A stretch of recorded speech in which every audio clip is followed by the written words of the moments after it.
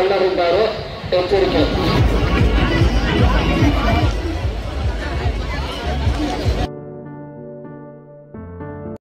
ವೀಕ್ಷಕರೇ ನಮಸ್ಕಾರ.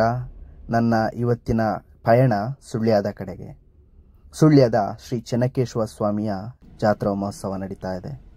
ಹಾಗಾಗಿ ನಿಮ್ಮನ್ನೆಲ್ಲರನ್ನ ಆದರದಿಂದ ಸ್ವಾಗತಿಸ್ತಾ ಇದ್ದೇನೆ.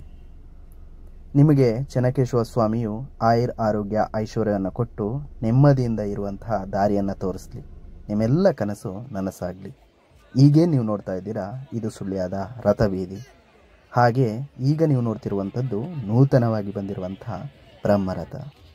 ಸೊ ಬಹಳ ರಮಣೀಯವಾಗಿ ಸುಂದರವಾಗಿ ಕಂಗೊಳಿಸ್ತಿರುವಂತಹ ಚಿತ್ರಣ. ಹಾಗೆ ಜನಸ್ತೋಮ ಕೂಡ ಅಷ್ಟೇ ಇತ್ತು.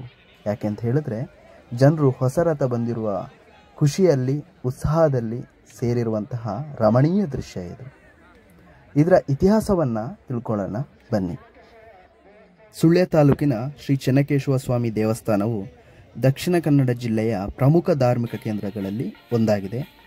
ಈ ದೇವಾಲಯದ ಇತಿಹಾಸವು ಶತಮಾನಗಳಷ್ಟು ಹಳೆಯದು.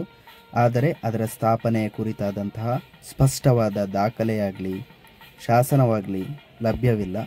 ಸ್ಥಳೀಯ ಕಥೆಗಳ ಪ್ರಕಾರ ಪನ್ನೆಬೀಡು ಎಂಬ ಸ್ಥಳದ ಬಳ್ಳಾಳ ರಾಜರು ಈ ದೇವಸ್ಥಾನವನ್ನು ನಿರ್ಮಿಸಿದ್ರು ಅಂತ ಹೇಳಲಾಗುತ್ತೆ. ಈ ದೇವಾಲಯವು ಸುಳ್ಯ ಪ್ರದೇಶದ ಸಾಂಸ್ಕೃತಿಕ ಮತ್ತು ಧಾರ್ಮಿಕ ಜೀವನದಲ್ಲಿ ಪ್ರಮುಖ ಪಾತ್ರವನ್ನು ವಹಿಸುತ್ತೆ. ಪ್ರತಿ ವರ್ಷ ಜಾತ್ರೋತ್ಸವ, ರಥೋತ್ಸವ ಸೇರಿದಂತೆ ವಿವಿಧ ಧಾರ್ಮಿಕ ಕಾರ್ಯಕ್ರಮಗಳು ವಿಜೃಂಭಣೆಯಿಂದ ನಡೆಯುತ್ತೆ. 2024ರಲ್ಲಿ ಸುಮಾರು 300 ವರ್ಷಗಳ ನಂತರ ದೇವಾಲಯಕ್ಕೆ ನೂತನ ಬ್ರಹ್ಮರಥವನ್ನು ಪರಿಚಯಿಸಲಾಗುತ್ತೆ. ಇದು ಭಕ್ತರಲ್ಲಿ ವಿಶೇಷವಾಗಿ ಖುಷಿಯನ್ನು ತಂದು ಉತ್ಸಾಹವನ್ನು ಉಂಟು ಮಾಡುತ್ತೆ. ದೇವಾಲಯದ ಇತಿಹಾಸವು ಸ್ಥಳೀಯ ಪುರಾಣಗಳು ಮತ್ತು ಕಥೆಗಳ ಮೂಲಕ ಪಸರಿಸಲಾಗಿದೆ, ಜನಜನಿತವಾಗಿದೆ. ಆದರೆ ಲಿಖಿತ ದಾಖಲೆಗಳು ಇಲ್ಲ.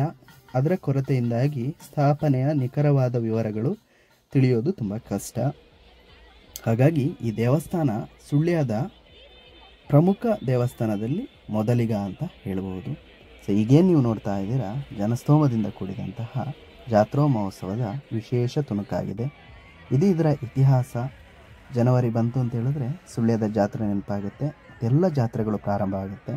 ಸೊ ಹಾಗಾಗಿ ಈ ತುಣುಕುಗಳನ್ನು ನಾನು ನಿಮಗೆ ಪ್ರಸಾರವನ್ನು ಮಾಡ್ತಾ ಇದ್ದೇನೆ. ಇನ್ನಷ್ಟು ಈ ಥರದ ವೀಡಿಯೋಸ್ಗಳಿಗೆ ನೋಡ್ತಾ ಇರಿ. ನೀವು ಸುಳ್ಯ ಜಾತ್ರೆಗೆ ಬಂದಿದ್ದರೆ ಕಮೆಂಟ್ ಮೂಲಕ ತಿಳಿಸಿ, ನೋಡಿ, ಎಂಜಾಯ್ ಮಾಡಿ.